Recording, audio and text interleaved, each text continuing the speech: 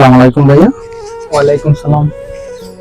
ভাইয়া, সবার বলতে এই রাস্তায় কোনো মানুষ দেখতেছি না, আপনাকে দেখলাম, তারপর আপনাকে একটু ফলো করলাম, আপনি দেখলাম মনটা খারাপ, আপনি টেনশনে আছেন, কি বিষয় নিয়ে?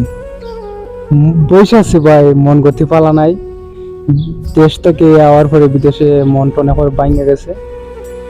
বিদেশ আসলাম ভাই দালালের মাধ্যমে, সুখের লাগে, শান্তির সাথে শান্তির জন্য, পরিবার শান্তি রাখার জন্য। কিন্তু পরিবার তো দূরের কথা, শান্তি রাখার ভাই নিজেও শান্তিতে থাকতে পারছি না, খুব কষ্টের মাঝে আছি। তো ভাইয়া, বিদেশে তো সবাই আসে 2 টাকা 5 টাকা রুজি করার জন্য, ফ্যামিলি যেন সুখে থাকে, নিজের ভাই বোন বাচ্চা কাচ্চা যেন, বউ মা বাপ সবাই যেন একটু ভালো থাকে। তো ভাইয়া, আপনি কি কোনো দালালের মাধ্যমে আসছেন নাকি কোনো এম্বাসি থেকে আসছেন? আমি দালালের মাধ্যমে আইছি ভাই, দালালের মাধ্যমে আইছি। আমি দালালের চিনি, আর আমি কিছু চিনি নাই। দালালে যেখানে যেখানে বলছে এখানে আমি যাওয়ার লাগিয়ে গেছি, আমি দালালের চিনি। দালালের মাধ্যমে আইছি। ওই যে দালালে আমি বললাম ভাই আমি বিদেশ যাইবো, দালালে বললো সমস্যা নাই, আমি তো লোকজন পাঠাই, আমি আমার আন্ডারে যাও ভালো হইব। আমার ভিসার দামটা আসলে বললাম আমাকে কতটা, আমার কাছ থেকে 4 লাখ টাকা নিল। বললো কোম্পানিওয়ালা আছে, কাজ কাম ভালো, বেতন ভালো, ক্লিনিয়ারের কাজ, 8 ঘন্টা ডিউটি, 1200 টাকা বেতন থাকবো তোমার, তুমি খুব শান্তি পেয়ে গেলে।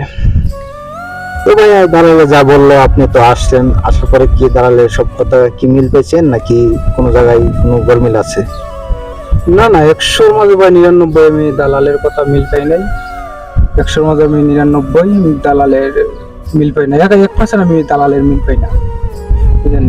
আওয়ার পরে তো তারপর দালালে কোনো যোগাযোগ নিল না, খুব কষ্টের মাঝে আছি ভাই, বুঝলেন। তো ওই বাংলাদেশের আমাদের বাঙালির লোক, কি বলবো ভাই, আমাদের বাঙালির লোকজন 5 টাকা রুজি করার জন্য একজন মানুষের জীবনটা শেষ করে ফেলে।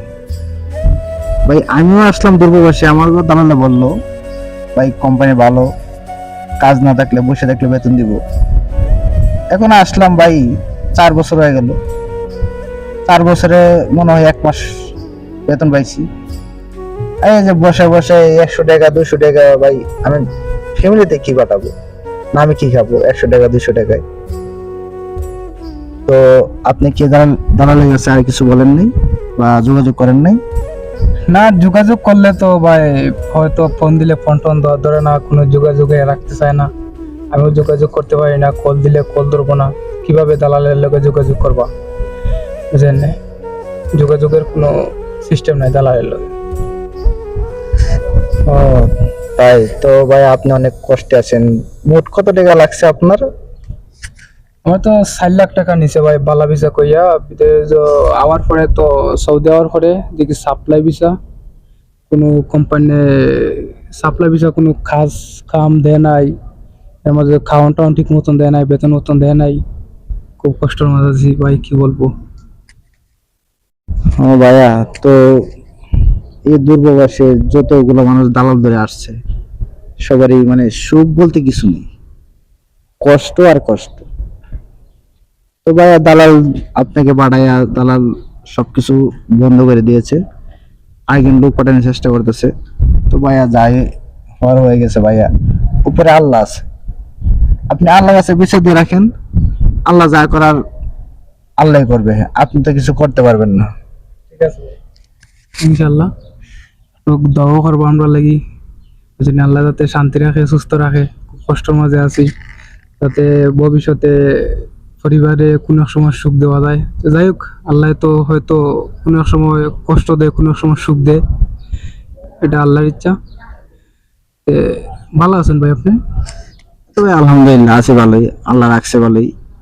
যাই হোক ভাই, দালালের কথা শুনে আমরা আসলাম, আপনিও আসলেন, অনেক কষ্ট হইতেছে। দালাল যে আমাদের এত মিথ্যা কথা বলে পাঠাইলো এই দূরপ্রবাসে।